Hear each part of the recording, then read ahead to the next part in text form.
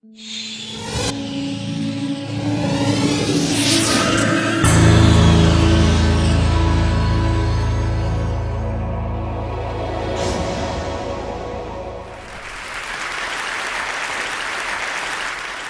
students often ask me, what is sociology?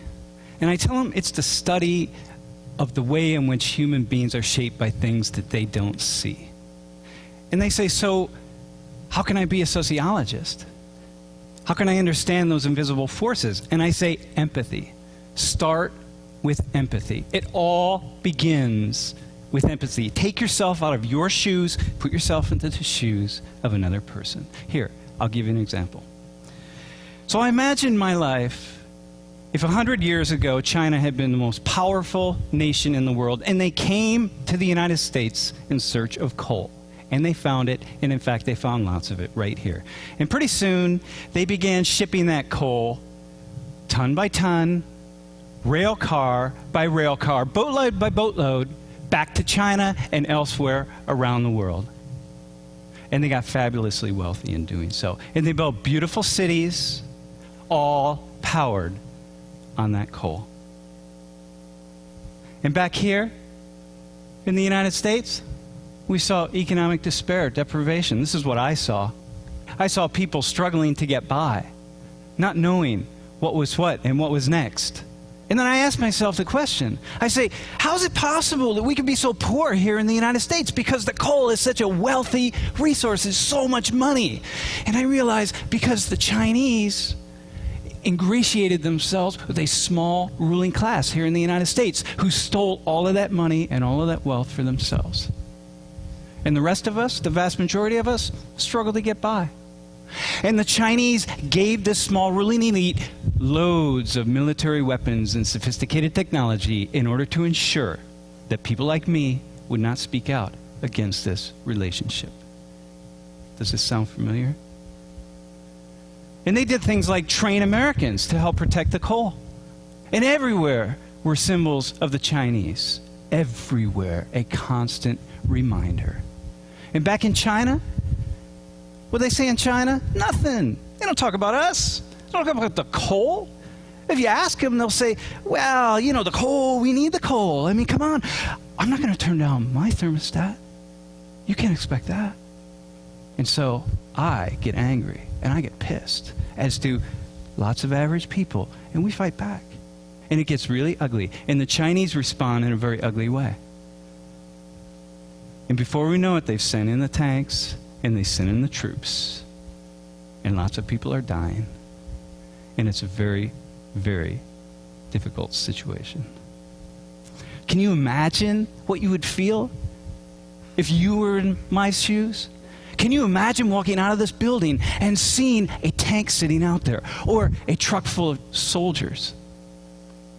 And just imagine what you would feel, because you know why they're here. And you know what they're doing here. And you just feel the anger and you feel the fear. Okay? If you can, that's empathy. That's empathy. You've left your shoes and you've stood in mine. And you feel that. Okay, so that's the warm-up.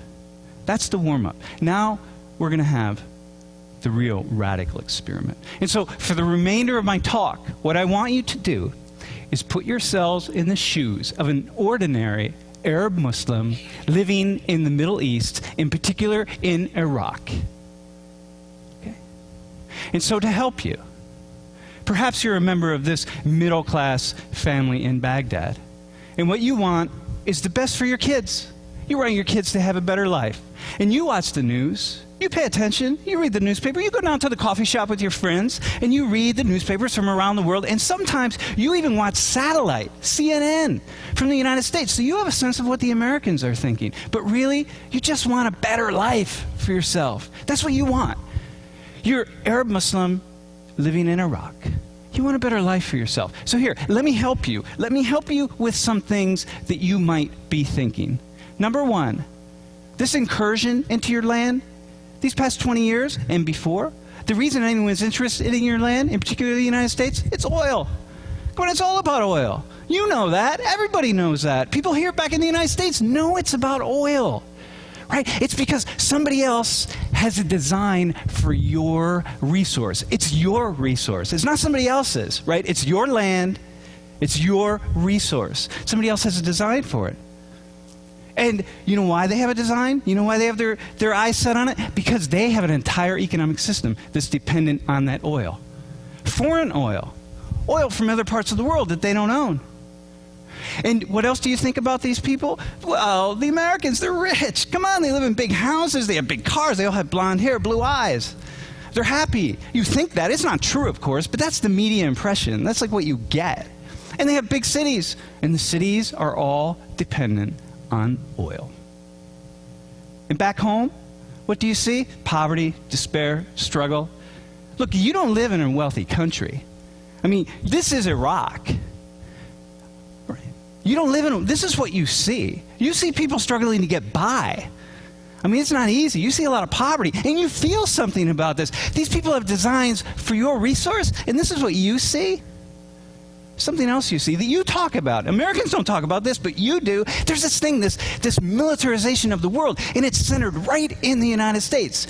And the United States is responsible for almost 1/2 of the world's military spending. 4% of the world's population, and you feel it. You see it every day. It's part of your life. And you talk about it. With your friends, you read about it. Right? And back when Saddam Hussein was in power, the Americans didn't care about his crimes. When he was gassing the Kurds and gassing Iran, they didn't care about it. When oil was at stake, somehow, suddenly, things mattered. Right? And what you see, something else, the United States, the hub of democracy around the world, they don't seem to really be supporting democratic countries all around the world. There are a lot of countries, oil-producing countries, that aren't very democratic, but supported by the United States. It's odd. Oh, these incursions, these 2 wars, the 10 years of sanctions, the 8 years of occupation, the insurgency that's been unleashed on your people, the tens of thousands, the hundreds of thousands of civilian deaths. All because of oil. You can't help but think that. You talk about it. It's in the forefront of your mind always. You say, how is that possible? In this man, he's every man. Your grandfather, your uncle, your father, your son, your neighbor, your professor, your student. Once a life, happiness and joy, and suddenly pain and sorrow. Everyone in your country has been touched by the violence, the bloodshed, the pain, the horror. Everybody, not a single person in your country has not been touched. So here, but there's something else. There's something else about these people, these Americans who are there. There's something else about them that you see. They don't see themselves. And what do you see? They're Christians. They're Christians. They worship the Christian God. They have crosses. They carry Bibles. Their Bibles have a little insignia that says U.S. Army on them.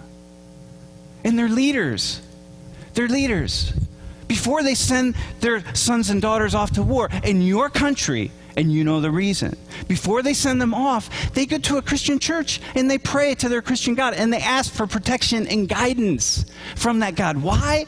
Well, obviously, so that when people die in the war, they are Muslims. They are Iraqis. They're not Americans. You don't want Americans to die. Protect our troops. And you feel something